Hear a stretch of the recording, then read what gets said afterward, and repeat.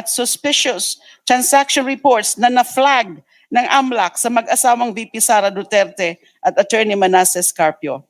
Relevantly, we can take legislative notice of the fact na sa pagsasampa ng kaso ni Manasseh Carpio laban sa ilang mga miyembro ng komiting ito, sa BSP at AMLAC officials at ilang John Does ukol sa paglabag daw sa Bank Secrecy at Data Privacy Act at kasama nga po kaming apat, ay waring inamin na niya ang pag-iral at pagiging lehitimo na mga bilyon-bilyong pisong transaksyon na dumaloy sa bank accounts niya at ni VP Sara.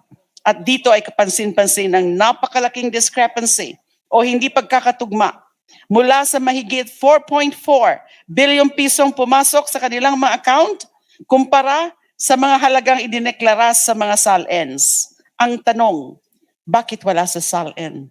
Saan ito napunta o ginamit? Bakit wala itong nibakas man lang sa mga deklarasyong dapat sana'y sumasalamin sa buong financial truth ng isang public official? Ito po ay hindi lamang discrepancy. This is red flag of the highest order.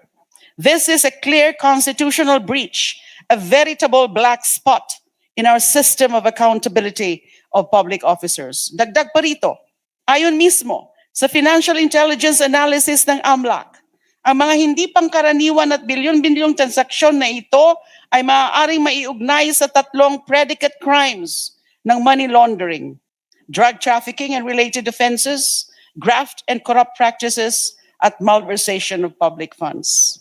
Napagtitibay rin ng ulat ng AMLAC ang mga resulta ng investigasyon ni dating Senador Antonio Trillanes IV.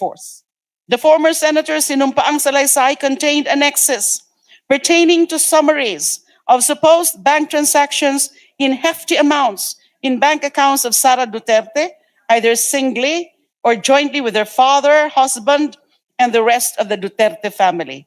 Tinukoy rin ni Senator Trillanes ang umano'y daloy ng pondo papunta sa Vice Presidente mula sa isang alleged drug lord na si Samuel Sammy Uy. This representation, as you may remember, randomly selected 18 transactions, and we've been corrected earlier by the Honorable Chair. 19 transactions nga po pala ang aking pinili randomly from the transactions appearing dun sa annexes ng sinumpaang salaysay ni Senator Trillanes. The AMLAC confirmed that 19 out of 19 randomly selected transactions appeared in AMLAC records. Kung hindi nagtutugma ang dineklara ni VP Sara sa SALN niya sa mga naiulat na bulto-bulto at dambuhalang transaksyon ng AMLAC, ito namang mga sinuri nating transaksyon sa annexes ng sinumpang salaysay ni Senator Trillanes ay tugmang-tugma sa nasa AMLAC report. This, Madam Chair, I believe is not coincidence. Ito ay malinaw na corroboration. For prudence, Madam Chair, sinuri rin natin ang maaaring lehitimong pinanggalingan ng yaman. The Securities and Exchange Commission submitted to this committee the General Information Sheets and the Audited Financial Statements, AFS, of the business or businesses associated with the President and her husband. Batay sa mga record, ang mga negosyong iniuugnay sa Vice Presidente at sa kanyang asawa ay hindi nagpapakita ng sapat na kita. Ang ilan pa nga ay nalulugi o kukonti lamang ang earnings. Sa mga findings na ito, mapapaisip tayo. Kung hindi galing sa sahod at hindi rin kita mula sa negosyo o lehitimong asset, saan hinugot ang bilyon-bilyong piso na nasa ulat ng AMLAC? Unexplained wealth is not a mere technical defect, nor is it a minor omission. Unexplained and undisclosed wealth is a flagrant constitutional violation. Malinaw po sa batas, Section 2 ng RA 1379, na kapag ang isang public official ay nagkaroon ng ari-arian na manifestly disproportionate, hindi tumutugma sa kanyang sahod at lawful income, ito ay may presumption na unlawfully acquired. Ayon sa Supreme Court sa Heirs of Ligot versus Republic of the Philippines, GR number 257827, March 5, 2025, quote, wealth acquired by a public officer during their time in office that is clearly disproportionate to their lawful income is presumed ill-gotten. End of quote. And when this presumption is not overcome, this becomes a clear culpable violation of the Constitution and betrayal of public trust. Taking all of this together, Madam Chair, colleagues, on the issue of unexplained wealth, kapag pinagsama-sama natin ang nasuri natin sa SAL ni VP Sara, ang report ng AMLAC, ang corroborated transactions amounting to billions, at ang kawalan ng sapat na lehitimong pinanggagalingan ng yaman sa ilalim ng pamantayan ng probable cause, sobra pa sa sapat ito. Sa last ground naman po on threats and destabilization. Tungkol sa pagbabanta at destabilisasyon, Madam Chair, nakita natin ang video. Walang duda na authentic ito. Si VP Sara mismong umamin na siya ay nangontrata ng isang mamamatay tao para ipapatay ang matataas na opisyal ng gobyerno, lalo na yung Pangulo. Ang pagbabantang ito ay hindi biro, hindi hyperbole. No joke, no joke. Sabi nga mismo ni VP Sara, no one can now claim that that was merely a joke or a rhetoric. Ang NBI nakakita ng sapat na basehan para sampahan ng kaso ng grave threats or inciting to sedition. Madam Chair, there is no question whether she uttered those threats because it is very clear that she did. In fact, masasabi natin na ang pinakamalakas na ebidensya sa impeachment proceeding na ito ay si VP Sara mismo. Narinig natin ang kanyang mga sinabi at inasal. Hindi niya ito tinanggi o binawi kailanman. Res ipsa loquitur.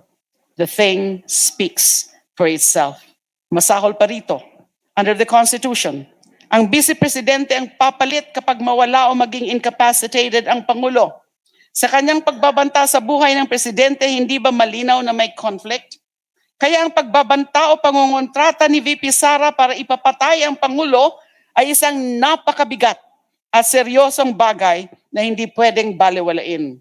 Kung ipagwawalang bahala lang natin ito, ano ang mensaheng pinapaabot natin sa sambayan ng Pilipino? Na ang mataas na posisyon ay lisensya para magbanta at magpapatay? Hindi ito katanggap-tanggap. Of course, it is an affront to the targeted individual. But more than that, it is an attack on the very foundation of our government and an insult to every Filipino who upholds the rule of law and values the sanctity of human life. Thus, as with the other issues, there is more than probable cause here, where the Vice President issued grave threats, incited the people to sedition, and committed acts that tend to destabilize the government. Sa conclusion na po ako, Madam Chair, honorable colleagues, we can reasonably conclude that the pieces of evidence before the committee, both testimonial and documentary, are clear, consistent, preponderant, and mutually reinforcing. From the misuse and abuse of confidential funds, bribery of DepEd officials, to the alarming pattern of amassing unexplained wealth, to the gravity of threats and seditious incitement that strike at the very heart of our constitutional order, ito po ay klaro. There exists probable cause to impeach the Vice President. Walang duda. Higit pa sa probable cause ang ating nakita sa impeachment proceeding na ito, walang kwestiyon, meron tayong sapat at makatwirang dahilan upang umusad ang prosesong ito at para ma-impeach ang Vice Presidente. Let us then move forward to impeach the Vice President. Maraming salamat po.